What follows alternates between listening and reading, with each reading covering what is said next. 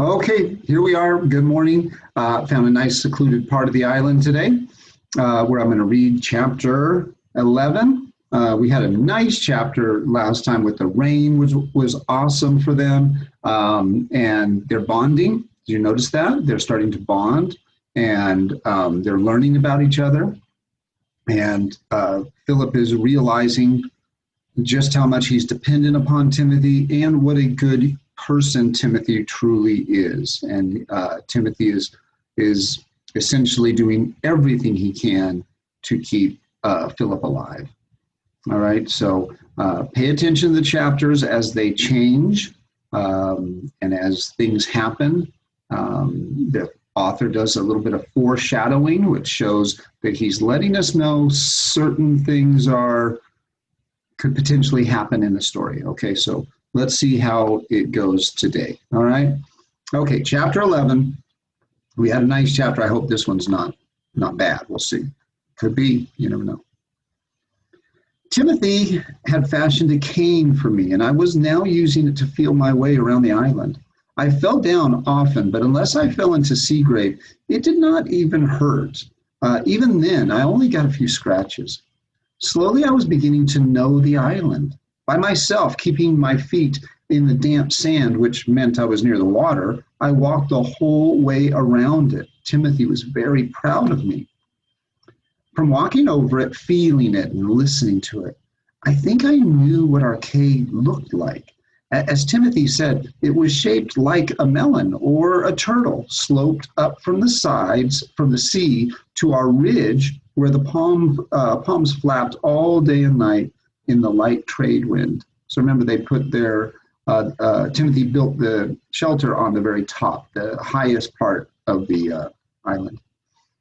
The beach, I now believed, was about 40 yards wide in most places, stretching all the way around the island. On one end, to the east, was a low coral reef that extended several hundred yards awash in many places. So you can walk out there in the water, the coral reef.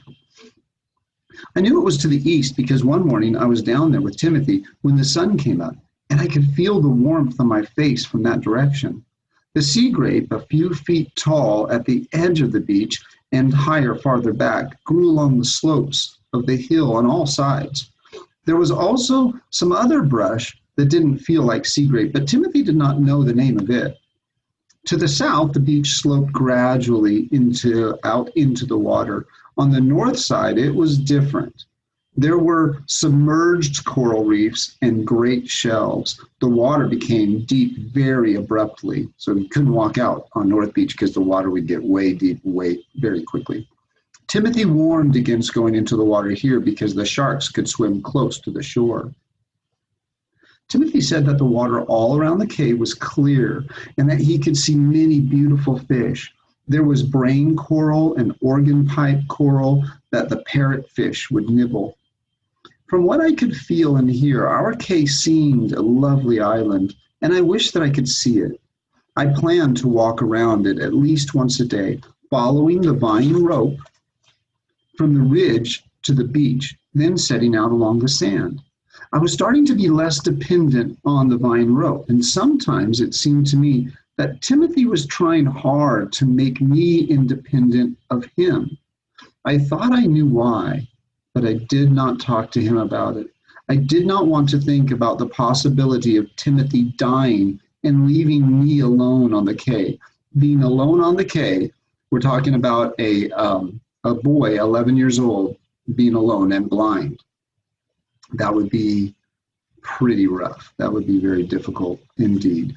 And also keep in mind this, what do teachers, coaches, and parents try to do? They're trying to make you become independent of them. They want you to learn how to fix your own sandwich. They want you to learn how to earn money. They want you to learn how to do assignments on your own without people holding your hand. This is an important time in life, and this is why I chose to teach sixth grade. Because the rain the night before had made us hopeful, I think both of us did our chores with one ear to the sky, listening for the sound of engines. But all day we heard nothing but familiar sounds, the surf, the wind, and the cries of the seabirds. That night after dinner, Timothy grumbled, "No aircraft. The island must have a Jumbie." "Don't talk nonsense, Timothy," I said. So Jumbie, he said Jumbie. We got to figure out what that is. "The evil spirit harass and molest us," he said darkly, "and we do not have a chicken or grains of corn to chase him." I said, "Timothy, you can't really believe in that." My father had told me about Obadiah, or voodoo, in the West Indies. It had come over from Africa, of course. Haiti was the worst of all for it. But there was some practice on all the islands. It was mixed up with religion and witch doctors, so it's kind of a scary, weird thing. I knew he was looking at Stu Cat when he said, "Maybe that outrageous cat is the Jumbie." "He's just an old cat, Timothy," I protested.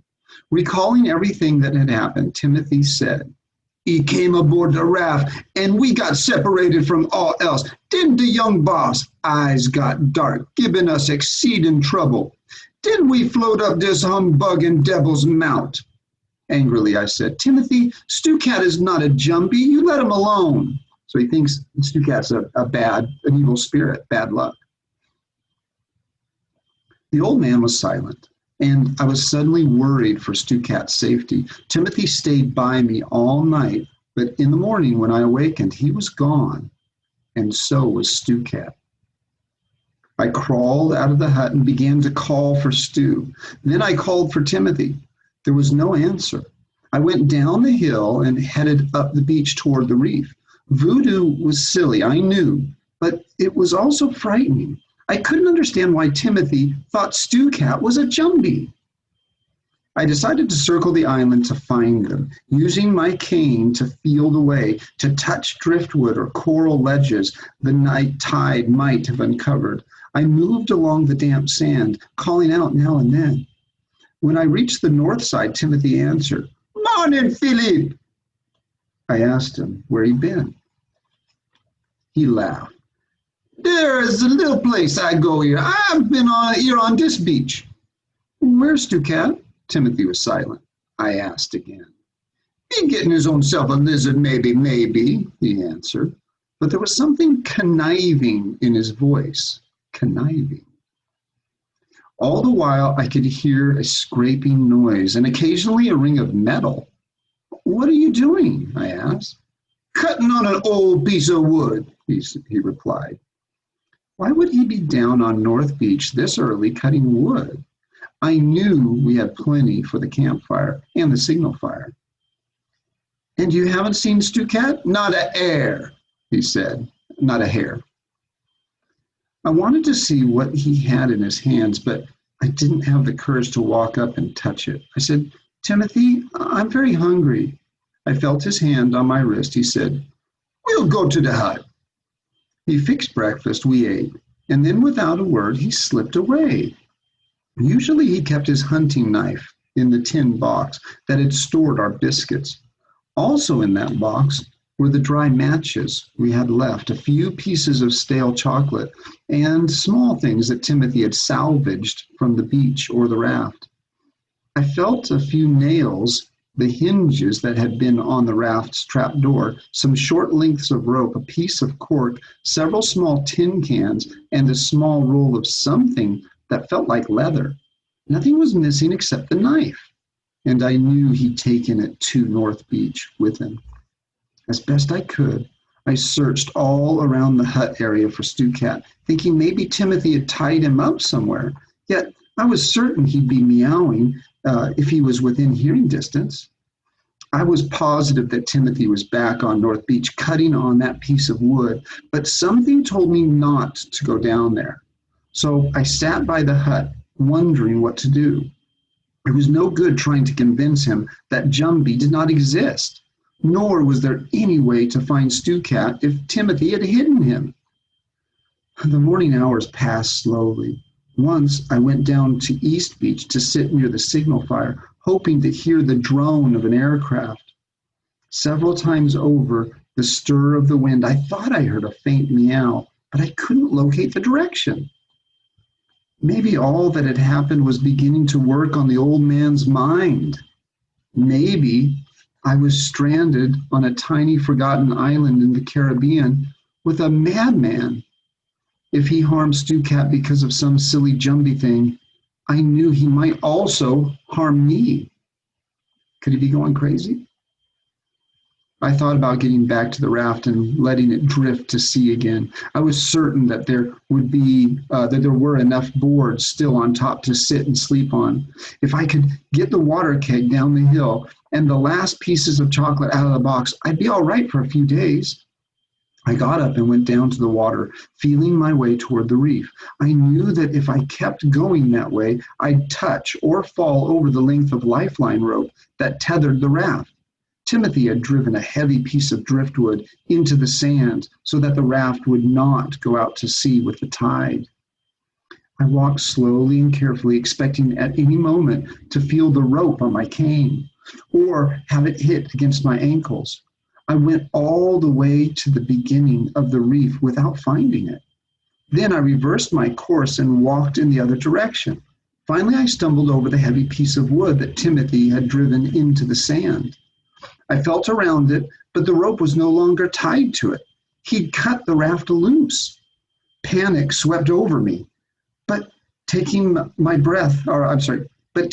bearing from the stake, I decided to go out into the water, hoping to find the raft. A few feet offshore, I got another bad scare. I put my foot down and something moved. In fact, the whole bottom seemed to move. I lost my balance and fell headfirst into the water. I came up sputtering and realized I'd stepped on a skate, that diamond-shaped fish with a stinger tail. I'd done that once or twice at West Punt. The skate is kin to the deadly sea ray, but this one was as shocked as I was and swam off to deep water. I went out to my waist, feeling with my hands in all directions, but the raft was gone. I trusted Timothy and kept telling myself that he wouldn't harm me. But it was the whole mysterious Jumbie thing that was frightening. And he certainly wasn't acting like the Timothy I'd been living with. In mid-afternoon, he returned to the hut. Neither of us spoke. Then I heard him pounding something. The palm fronds on the hut rattled. Whatever it was, he was pounding it into the hut. Having finished, he went away again. When I heard him moving through the sea grate down the path, I got up and began feeling around the framing of the hut. There was nothing on the sides of it, and I decided that whatever he'd attached had to be on the roof. I knew there were several lengths of log over near the campfire, so I approached it, found one of the logs, and rolled it over to the entrance of the hut. I stood on it and felt along the cross frame that held the roof up. In the very center, I found what I was looking for. I cried out when the palm of my hand touched something sharp. Then, with my fingers, I slowly felt around the object. It had a head. I discovered 4 feet and a tail. Timothy had spent all that time carving a cat, a stew cat. The nails in it were supposed to kill the evil Jumbie. I felt weak and sat down on the log. Soon he came up the path, dropping Stew Cat onto my lap. Where was he? I asked. On the raft, of course, Timothy answered. I got him off the island till I could chase the Jumbie. Where's the raft, Timothy? 'Twas off the shore, Philip. 'Tis back now, and our luck is change. But it didn't change. It got worse. That's not good. That's foreshadowing. So luckily, Stew Cat didn't die, but Timothy made a replica of Stew Cat. He made a wooden Stew Cat. Then he drove a bunch of nails in it. And those nails are supposed to get the evil spirit that is in Stew Cat, or at least that he believes is in Stew Cat. And that's supposed to chase away those evil spirits. So now he chased the evil spirits off the island out of Stew Cat. And now he thinks luck is going to be better. They're going to hear an airplane. Something good is going to happen. And Philip just told us that our luck didn't change. Things got worse. Okay, sorry to say. But we will see you tomorrow, and we will read more. Okay, guys? Take care and do all your work, and we'll talk later. Bye-bye.